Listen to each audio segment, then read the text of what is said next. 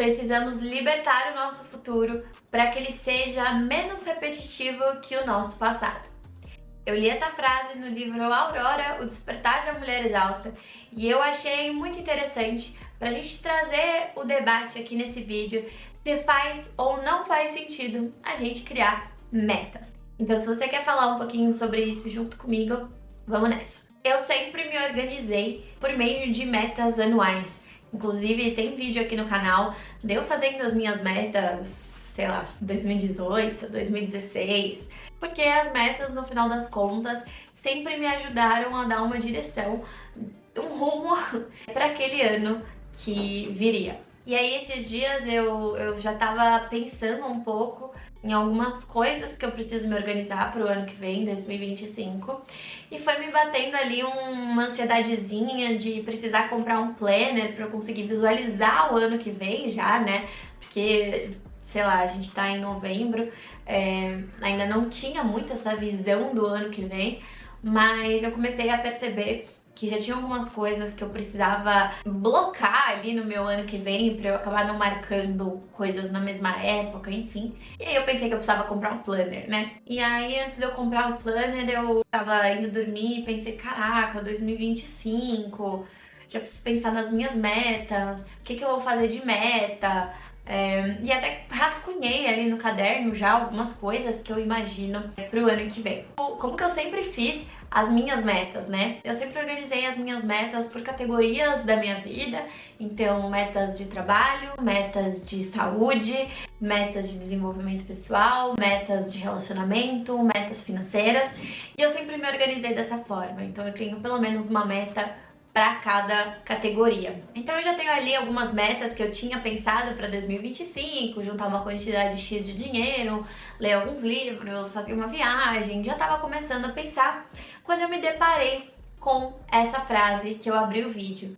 A gente precisa se libertar do futuro para que ele seja menos repetitivo que o passado. E o que ela quis trazer nesse livro? Que quando a gente faz planejamentos, no caso de metas, por exemplo, a gente faz um espelho. Então a gente tem aqui o nosso passado e ele olha para o nosso futuro na hora de fazer o planejamento e ele se reflete. E o que a gente acaba fazendo? A gente acaba pegando tudo que não deu, tudo que não aconteceu, tudo que virou frustração, tudo que a gente queria ter feito mais, tudo que a gente imaginou que poderia ser diferente e a gente reflete para o futuro.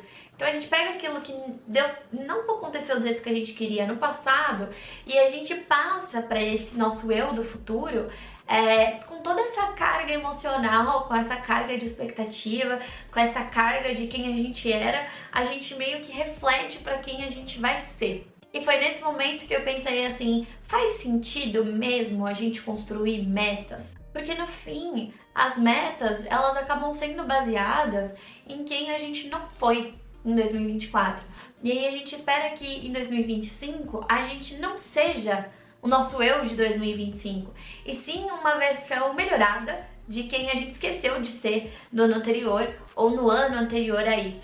Será que criar metas não é limitar o potencial do que o ano seguinte ele poderia ser? Eu vejo até certo ponto o meu ano de 2025, porque eu vejo dentro do que eu, Letícia, hoje tenho conhecimento de mim e do que eu vivi até esse momento. Então eu tô fazendo com que o meu ano que vem, ele entre no círculo de quem eu sou hoje. E ele se limite àquilo que eu sou hoje.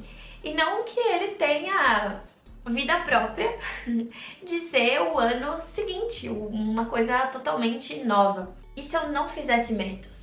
Como que eu poderia continuar gerando movimento, impacto e transformação na minha vida, mas não me comparando com quem eu fui ou quem eu deixei de ser em momentos passados? A minha amiga Nath falou esses dias, e eu até na hora que eu vi achei a frase meio tosca assim, mas depois eu pensei que ela se encaixa aqui, que ela falou que ela recebeu um conselho falando que a vida ela é abundante. De fato, a vida ela é abundante, né? Ela é muito além do que a gente consegue imaginar que ela seja. Então, por que a gente se limita a fazer o nosso ano caber só naquilo que a gente conhece e não na abundância do que a vida pode trazer pra gente, né? Ainda no livro Aurora, o Despertar da Mulher Exausta, eu fiz um clube do livro sobre esse livro com todas as citações que eu gostei. Eu vou deixar aqui em cima pra vocês assistirem se vocês quiserem, mas eu separei mais 2 frases que eu achei legal. Por mais que o planejamento seja importante, a gente precisa deixar espaço para impermanência. Todos os dias estamos construindo um imaginário do que vai acontecer. E quando algo no presente muda, muito do sofrimento que sentimos não é sobre a perda daquilo que a gente tinha, e sim pelo que idealizamos do que poderia ser. A ideia aqui dessa frase é justamente quando a gente cria um plano, a gente não pensa só no plano, a gente pensa em todo o caminho que a gente vai fazer até lá, o que a gente vai sentir, o que a gente vai pensar, o que vai contribuir para que aquilo dê certo. E quando qualquer fator da nossa vida no dia a dia muda, a gente sofre com medo de que aquela pequena mudança impacte no planejamento todo.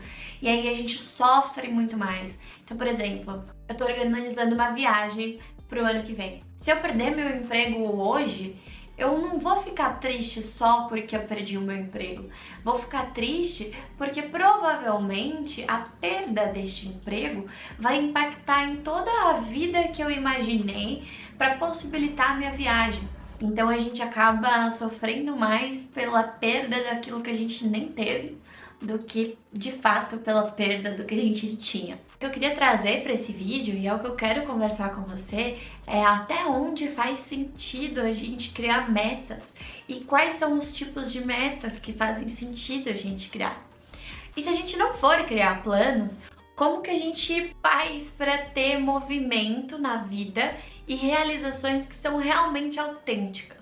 E como que a gente consegue nos manter motivados e em constante movimento se a gente não tem as metas para guiar a gente? Como que a gente lida com isso, sabe? Tipo, será que eu tenho que abandonar as minhas metas? Enfim, esse é o convite que eu queria fazer hoje nesse vídeo. E falar que talvez eu crie sim as minhas metas, né? Afinal, eu fiz isso a vida inteira. Eu não sei como vai ser me desapegar dessa expectativa. Se você quiser um vídeo de metas para 2025, você for definir que metas são necessárias sim, e a gente quer ver esse acompanhamento, comenta aqui e eu vou gravar o vídeo de metas.